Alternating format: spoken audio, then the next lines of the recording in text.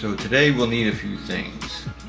ISO alcohol, Montana Bold ink, and Montana Bold marker. And some paper towel and gloves. Keep your hands protected from the ISO. What's the ISO for? The ISO is for getting all this crud on the inside, the ink, off.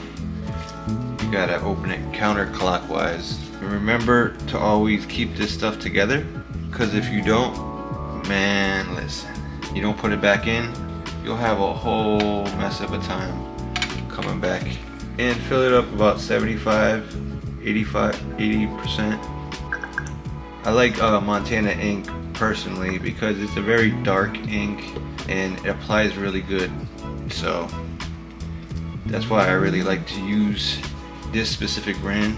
I've tried some other brands and make sure you always put, oh my gosh, listen, I forgot, well, put your top on this all the time, right? But the ISO, man, I gotta take this top off again. See, technically we would have been done, right?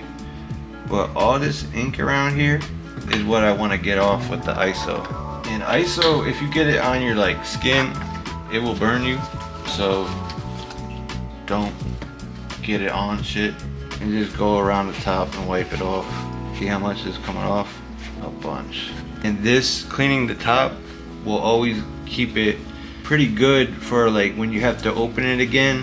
So this little, just this small amount of time that you're doing with this prep to get this ready for the next time is gonna save you a lot of time in the future. When these things get like really stuck on there, it's like cement. So yeah, it's worth it to keep it well maintained.